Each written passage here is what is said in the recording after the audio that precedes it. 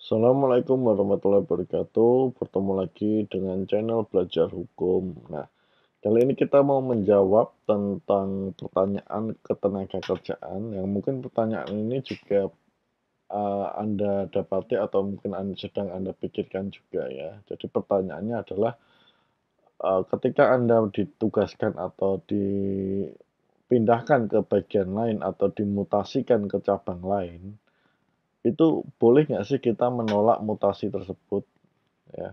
Atau memang mutasi itu harus dilakukan? Nah, untuk menjawab pertanyaan ini kita akan coba sampaikan insight melalui pengalaman kami dalam menangani beberapa kasus ketenagakerjaan. Nah, ini insight ini mudah-mudahan bisa memberikan jawaban kepada Anda sekalian ya. Nah, sebelum masuk ke materi, seperti biasa saya disclaimer dulu. Yang pertama adalah video ini hanya tujuannya edukasi atau berbagi pengalaman saja. Yang kedua, video ini bukan merupakan nasihat hukum, ya.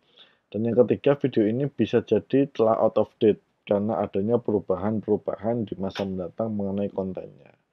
Nah, jika Anda membutuhkan diskusi lebih lanjut atau pengen konsultasi lebih lanjut, Anda bisa join pada WA grup kami di website di bawah ini ya, yaitu tinyurl.com/belajar hukum. Nah, di situ Anda bisa gabung, Anda bisa tanya bebas di grup WA kita ya.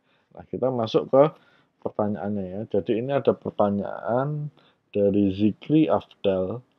Pertanyaannya adalah, bolehkah karyawan menolak mutasi ke cabang yang lain, Bang? Dan kalau PKB-nya sudah kadaluarsa, apa masih bisa berlaku? Nah, jadi kalau dilihat dari pertanyaan yang disampaikan, ini ada dua pertanyaan. Pertanyaan pertama, apakah boleh seorang karyawan menolak mutasi dari cabang lain? Ya. Jadi karena dia dari cabang Jakarta dimutasi oleh perusahaan ke cabang Bandung, nah atau ke cabang Semarang atau ke cabang lebih jauh lagi, cabang Medan seperti itu. Apakah boleh? Nah, yang kedua pertanyaannya adalah, jika PKB sudah kadaluarsa, apakah masih berlaku PKB tersebut? Nah, untuk menjawab kedua pertanyaan ini, kita mau jawab dengan sharing pengalaman ya. Jadi pengalaman ini kita dapatkan, eee, bisa jadi akan dijumpai hal yang sama dengan perusahaan Anda, bisa jadi tidak. Ya, karena ini sifatnya sharing pengalaman, mudah-mudahan dari sharing ini bisa memberikan jawaban atau menjawab pertanyaannya.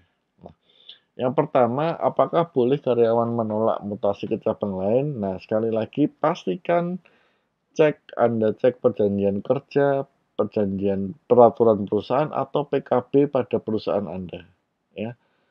Kuncinya di situ sebenarnya. Nah, cek apakah ada diatur bahwa Anda itu bisa ditugaskan setiap saat oleh perusahaan ke cabang lain, ya. Apakah ada mekanisme mutasi pegawai dalam PK, PP, atau PKB tersebut, ya. Nah, kemudian mekanismenya diatur atau tidak, ya. Bagaimana hak-hak Anda. Nah, kalau itu diatur dalam PK, PP, atau PKB, kemudian perusahaan menugaskan Anda, katakanlah Anda saat ini adalah, anggap saja posisinya adalah staff operation gitu lah ya. Nah, Anda staff operation di cabang Jakarta, kemudian cabang Semarang membutuhkan Anda, maka Anda bisa dipindah ke cabang Semarang dengan posisi sama atau posisi berbeda, itu tergantung pada PK, PP, atau PKB Anda. Jadi kalau itu diatur, maka itu berlaku. Nah, artinya kalau Anda menolak mutasi dari cabang awal ke cabang tujuan, padahal sebelumnya itu sudah diatur oleh PK, PP, atau PKB pada perusahaan Anda, maka bisa jadi penolakan Anda itu, satu, akan menimbulkan dampak. Artinya ada pelanggaran terhadap peraturan ketenagakerjaan pada perusahaan Anda, dan bisa jadi ada potensi diberikan sanksi. Nah, tetapi apapun itu tentu Anda harus cek ya. Nah, yang kedua, Jika tidak diatur. Nah, jika tidak diatur, maka Anda harus pastikan ketika Anda mutasi, Anda harus tanyakan dengan clear dulu atau tanyakan dengan jelas dulu, ya.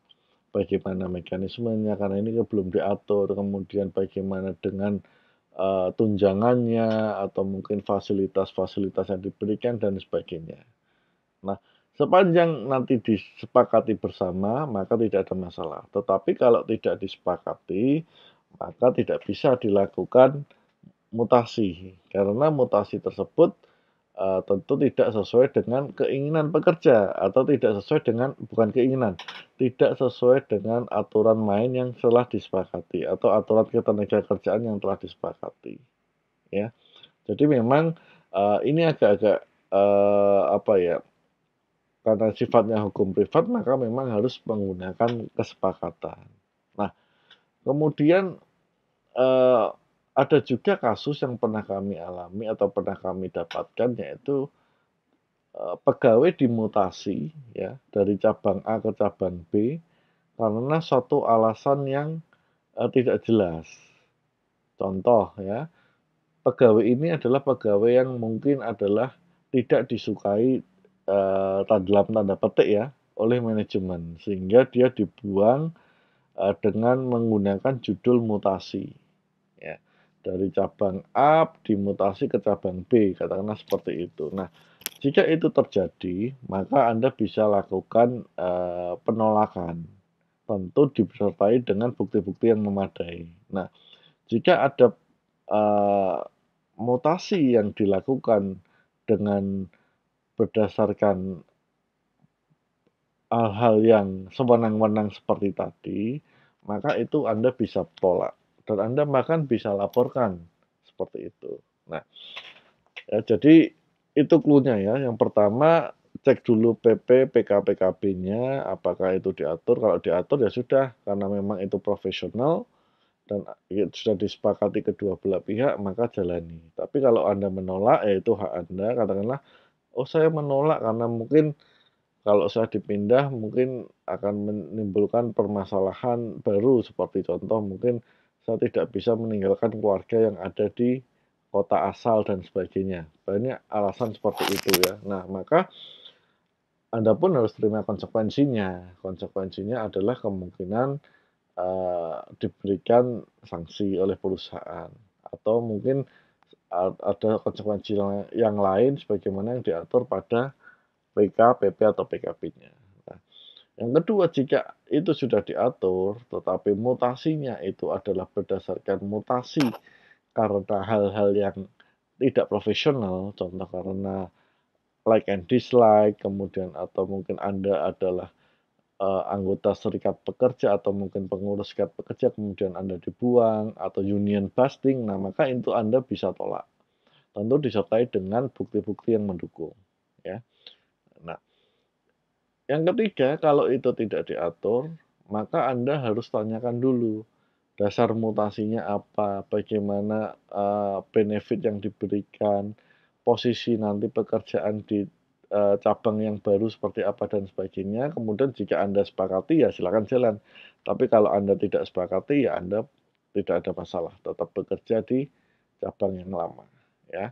Nah, pertanyaan yang kedua adalah jika PKB telah kadaluarsa, apakah masih berlaku? Nah, tentu saja kalau PKB yang sudah kadaluarsa tidak bisa lagi dijadikan acuan.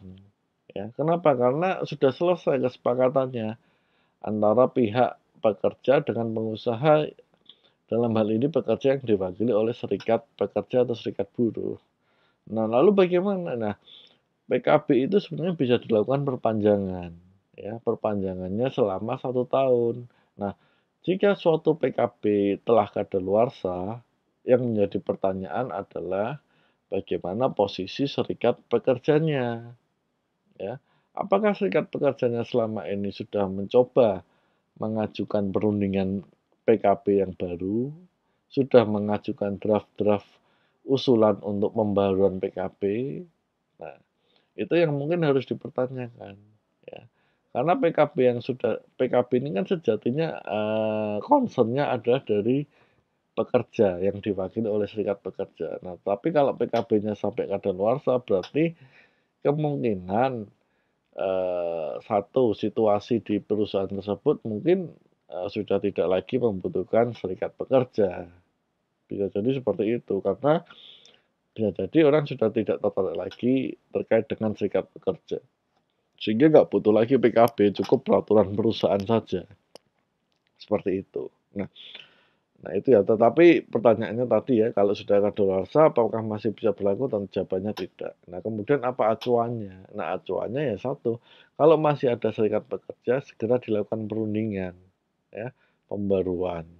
Nah selama pembaruan berlaku, apa yang berlaku? Nah, apa yang dijadikan pedoman? Nah itulah nanti yang disepakati, ya. Ground base-nya mana? Dasarnya, baseline-nya atau mungkin, ground rules-nya adalah Undang-Undang Ketenagakerjaan dan aturan pelaksananya, itu ground rules-nya. Nah, kemudian kalau nanti sudah ada PKB yang baru, maka itu yang dijadikan pedoman, ya. Nah, saya pikir itu saja, jawaban mengenai 2 pertanyaan ini. Berdasarkan pengalaman yang ada, mudah-mudahan bisa menjawab. Kurang lebihnya saya mohon maaf jika ada hal yang, dirasa keliru. Terima kasih sudah menonton. Assalamualaikum warahmatullahi wabarakatuh.